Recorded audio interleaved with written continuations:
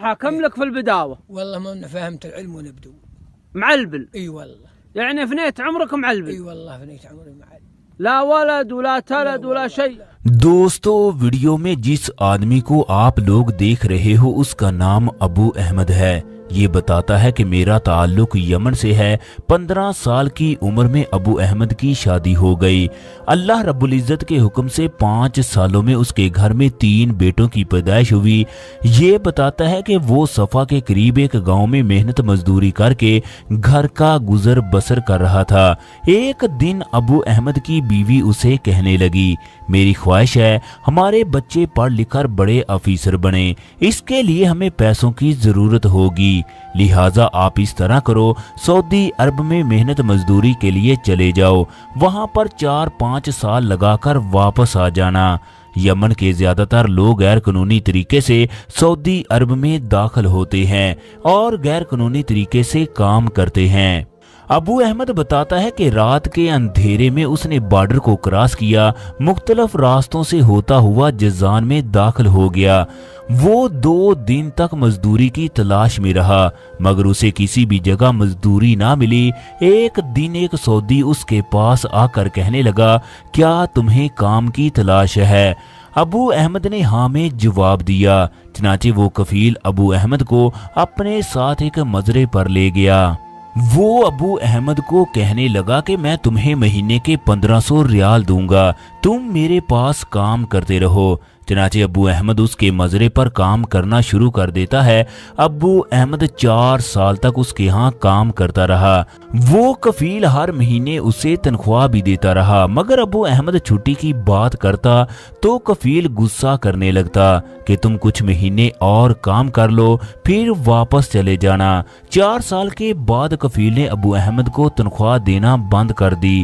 اسے کہنے لگا، اگر تم نے یہاں سے بھاگنے کی کوشش کی تو تم پر ایسا کیس ڈالوں گا، ساری عمر جیل میں سڑتے رہو گے۔ اس طرح کفیل کے ہاں کام کرتے ہوئے اسے 8 سال ہو گئے۔ کفیل نے نہ ہی چھٹی دی اور نہ ہی 8 سال کی تنخواہ دی۔ ابو احمد اپنے گھر والوں کے بارے میں بالکل بے خبر تھا کہ وہ کہاں ہیں، کیا کرتے ہوں گے۔ ابو احمد نے کفیل کی کئی بار منت سماجت کی وہ اس کا حساب کر دے تاکہ وہ اپنے ملک واپس چلا جائے مگر کفیل نہ مانا۔ چنانچہ کفیل نے اسے اس مزرعے سے اٹھا کر کسی دوسری جگہ چھوڑ دیا جہاں دھوپ کے سوا کچھ بھی نظر نہیں آتا تھا۔ ابو احمد نے اس جگہ مزید 5 سال لگائے۔ اس طرح اسے سعودی عرب میں کام کرتے ہوئے 13 سال ہو گئے مگر سعودی کفیل کو اس پر ذرا بھی ترس نہ آیا، اس نے اس سے چھٹی نہ دی۔ دوستو، ابو احمد کو کفیل کے ہاں کام کرتے کرتے 50 سال کا عرصہ ہو گیا۔ اس کی عمر 72 سال ہو گئی مگر اسے نہ ہی 46 سال کی تنخواہ ملی اور نہ ہی اسے چھٹی ملی۔ اس کے بیوی بچے بھول گئے کہ ہو سکتا ہے کہ ان کا والد اب زندہ نہ رہا ہو کیونکہ ان 46 سالوں میں ان سے کوئی بھی رابطہ نہ ہوا۔ دوسری طرف ابو احمد بتاتا ہے، میں سوچتا تھا کہ پتہ نہیں میرے بچوں کا کیا بنا ہوگا، شاید میری بیوی نے دوسری شادی کر لی ہو۔ ویڈیو میں آپ لوگ ابو احمد کی حالت دیکھ سکتے ہو۔ ایک دن ایس ٹی سی کی کمپنی سگنل کے ٹاور لگانے کے لیے اس طرف آئی۔ ان میں سے ایک پشاور سے تعلق رکھنے والا جنید خان بھی تھا جو اس کمپنی میں ایک سینئر کے عہدے پر فائز تھا۔ جب جنید خان نے ابو احمد کی حالت دیکھی وہ اس کے پاس گیا کہ اس قدر بوڑھا شخص صحرا کے اندر بھیڑ بکریاں چرا رہا ہے، اس کی کیا مجبوری ہوگی۔ چنانچہ جنید خان ابو احمد کا حال احوال پوچھنے لگا۔ باتوں ہی باتوں میں ابو احمد نے جنید کو اپنی زندگی کی 50 سال کی کہانی بتا دی، وہ کس طرح کفیل کے ہاں 50 سال سے کام کر رہا ہے۔ کفیل نے نہ ہی اسے کبھی تنخواہ دی اور نہ ہی اپنے ملک واپس جانے دیا۔ اب اس نے زندہ رہنے کی امید چھوڑ دی۔ جنید خان ایک پٹھان تھا، اسے ابو احمد پر انتہائی ترس آیا کہ 50 سال سے یہ آدمی کس طرح زندگی بسر کر رہا ہے۔ جنید خان نے ابو احمد سے وعدہ کیا وہ کل اس جگہ پہنچ جائے گا، وہ تمہیں لینے کے لیے ضرور آئے گا۔ चनाचे अगले दिन जुनैद खान अपने 2 दोस्तों के साथ उस जगह पहुंचा। अब्बू अहमद पहले से उस जगह पर मौजूद था।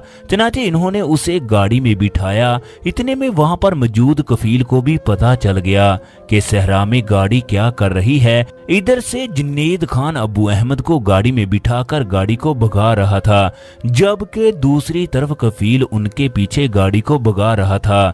उसने रास्ते में दूसरे मजरे वालों को फोन किया, वो भी गाड़ियां लेकर जुनैद का पीछा करें। जुनैद खान गाड़ी को इस तरह दौड़ा रहा था कि उसने रास्ते में कोई भी पत्थर ना देखा।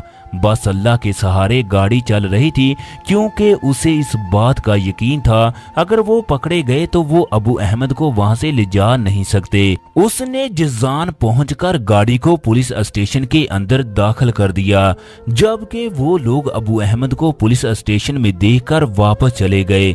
जुनैद खान ने पुलिस को तमाम वाक़े से आगाह किया। इसके बाद जुनैद खान ने कफील पर केस कर दिया। उसने अबू अहमद के लिए आला से आला वकील का बंदोबस्त किया। चनाचे सऊदी अदालत में अबू अहमद का केस चलने लगा।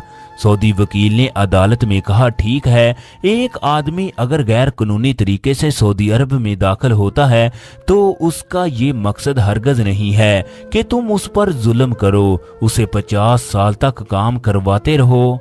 चनाचे सऊदी काजी ने उसे 46 साल की तनख्वाह लेकर दी। जब अबू अहमद जुनैद से मिलने लगा तो उसकी आंखों से आंसू जारी हो गए। वो कहने लगा, सुना था कि पाकिस्तानी बहादुर होते हैं, मगर अब मैंने अपनी आंखों से भी देख लिया। आपने वो कुछ किया है शायद दुनिया का कोई भी आदमी ना कर सकता। आपने अपनी जान की परवाह नहीं की। आपने मेरे लिए अच्छा वकील किया। आप जैसे लोग दुनिया में कम ही पैदा होते हैं। दोस्तों, इसके बाद अबू अहमद अपने मुल्क वापस चला गया। उसने अपने बच्चों को ढूंढ लिया, जिनकी अब शादियां हो चुकी थी। बेटे अपने बाप को मिलकर इंतहाई खुश हुए। उसे पता चला कि उसकी बीवी ने उनकी ना सिर्फ अच्छी तरबियत की बल्कि उन्हें बेहतरीन स्कूल में पढ़ाया, जिसकी वजह से उसके बच्चे आला ओहदों पर फाइज थे।